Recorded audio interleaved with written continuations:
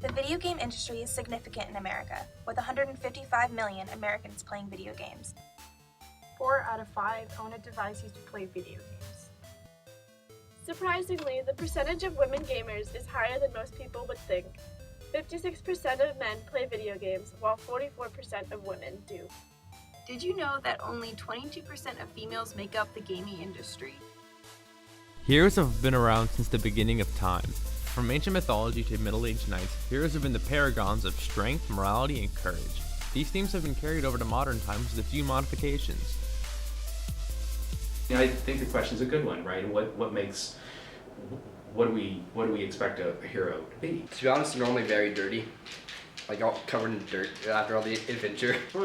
Either rugged or have sins of adventure to them. Traits that are relatable to the person, so they can feel like the actual hero that they're playing. It makes you feel like this person is going to save the world. They're kind of rugged, disheveled. He's going to be big and broad and out there. Like good weapons and like a strong. It's going to be a dude with a beard and he's probably going to be jacked, have some tattoos, going to be a badass. Where we take the idea of the hero's journey from, right, is from literature, and it's from Greek myths and so forth that value and put up these ideas that the hero has got to be a guy. A video game hero often looks quite similar. Often in video games we see heroes portrayed in different ways. Men are usually cast as strong, aggressive characters, while women are shown as small and weak, while also being extremely sexualized.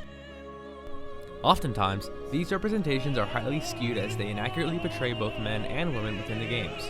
For us, Panic Button is about making good games with good people. And we try to keep it that simple. And what it means is, whether it's our title, somebody else's title, or any piece of anything we touch, it has to be better because we touched it. I like nuanced characters. I like characters that have a lot of depth and complexity and, quite honestly, brokenness and stuff that they're trying to figure out. It's very easy to get into stereotypes or one-dimensional sides of a licensed character, but they're super complex and they have staying power for a reason. There are endless examples of the problematic portrayals of both men and women in video games, but we focus on some of the most prominent ones in the industry. In The Witcher, the player takes on the identity of an overly masculine, double-bladed elf man. His initial purpose is a hired sword, but as the game progresses, the character is exposed to multiple side quests that relies on the individual choices of the player. Rather than having quests that develop certain aspects of the character or expose them to the lore of the world, one side quest has a very specific purpose. The hero travels through the open world, enticing women to have sex with him, either by completing tasks for them, with sex as a reward, or seducing them. The reward for completing these quests are a series of lewd photographs of women from previous one-night stands. For each female character the player manages to sleep with, they are given a card of that woman to look at later in the game. Many argue that there are several strong female characters already present in the video game world. From the earliest arcade fighting games, female warriors have punched and kicked their way into the hearts of many. No one can argue that these ladies aren't badass. However, they do seem to have something in common.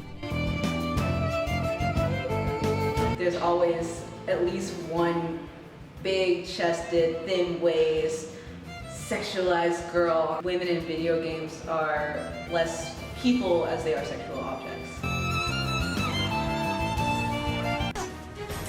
Like this kind of stuff? Ow!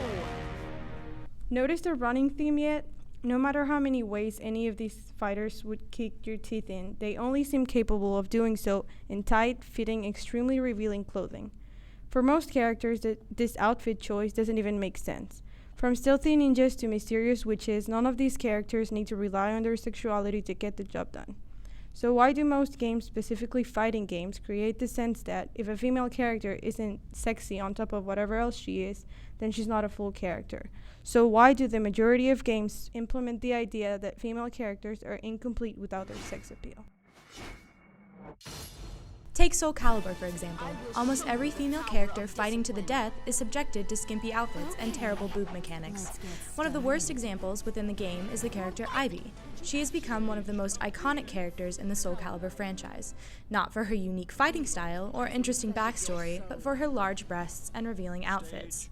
Most recently, in Soul Calibur 4, Ivy's armor design covers only a small part of her chest while revealing her backside entirely. Makes you wonder what the point of having armor in the first place was. Outfits like these seem to be a uniquely female phenomenon. Rarely do we see men being sexualized by strappy thongs or revealing armor choices, although it can be argued that attempts have been made to rectify that situation. For example, Mobius Final Fantasy is a mobile game aimed at creating a near-console experience for the Final Fantasy franchise. There was much excitement for the game before its release, until Square Enix leaked a screenshot of the main character.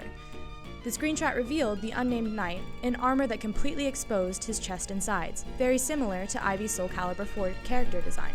However, after receiving much negative feedback noting that the character's outfit was too revealing, Square Enix pulled the design and provided the character with a high-collared undershirt that covered his chest and sides. This reveals the double standard present among men and women characters in video games. In video games, they kind of like take a back seat, and like normally they're the ones to be rejected and like to be saved, like Mario. He's always the one saved. Generally, characters have to be saved. That like they cannot do it on their own. Like the men have to come and like save them. Most games, they're just kind of to the side. Most of the time, they're the ones that are rescuing. Princesses and like the damsels in distress. Mario first made his appearance in the 1981 arcade hit Donkey Kong, and while his foes may have changed, the story's primary goal of saving Princess Peach hasn't progressed as far. The Mario franchise introduced the Save the Princess trope, but Peach isn't the only princess Mario's been tasked with saving. Mario has taken on the quest to save Rosalina and Princess Daisy in the past. This trope has evolved through video games in the past 30 years, but stays constant through many popular games today. This trope is an easy fill for an actual plot. Everyone recognizes that a good hero should always save the princess since she is not capable of saving herself. This sets up the women as objects to be taken and owned, as well as rewards to be won. Women are disempowered by being objectified in this way, and robbed of any ability to be a hero in their own right. They are incapable of acting, and instead simply acted upon, having their agency taken away. This device is still seen today. However, in Peach's case, Nintendo has decided to develop her character a little more thoroughly. In Nintendo offshoot games such as Super Smash Bros., Peach's character on distress portrayal and proves to be totally ample in defending herself through combat. Hacha! On top of being one of the most difficult characters to learn, she is one of the most balanced. Her winning lines are sassy, using stereotypes against her enemies, beating them to a pulp with rainbows and frying pans. Strong female characters are slowly on the rise. Even well-established franchises are working to create more diverse characters. In the Legend of Zelda series, Link is on a quest to save Princess Zelda from Ganondorf while preventing him from getting the Triforce. This series continues the Save the Princess trope proposed in the Mario series. Unlike Peach in most of her incarnations, Zelda is not defined entirely by her role as Ganondorf's perpetual kidnapped victim. She often tags along as Link's sidekick, opening doors, enabling power-ups, and giving hints to the player. In later games, she disguises herself to avoid capture and plays an active role in the adventures. She even helps Link fight Ganondorf in one of the final battles.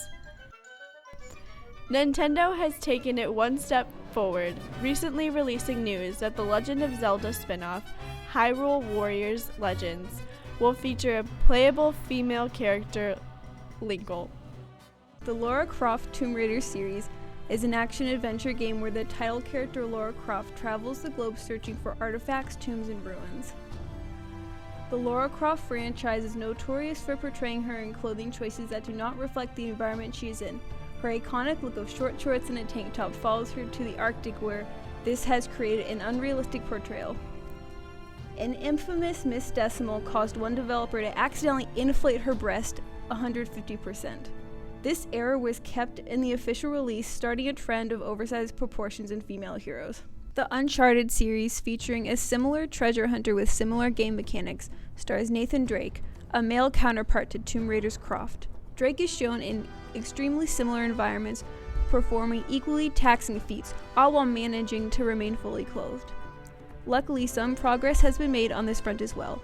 After much public outcry from Tomb Raider's fans, the latest reboot of the series features Laura's body reasonably covered up and her clothing accurately modified depending on her environment. So what causes these extreme character tropes and body portrayals? Why are women constantly helpless, objectified, and over-sexualized? We've already mentioned how the ratio of male to female players is almost dead even and on the rise. While progress is still being made towards the positive portrayal of women in video games, we still have a long way to go. Media should more appropriately reflect reality, and the reality is that women can be and are strong. Women are heroic.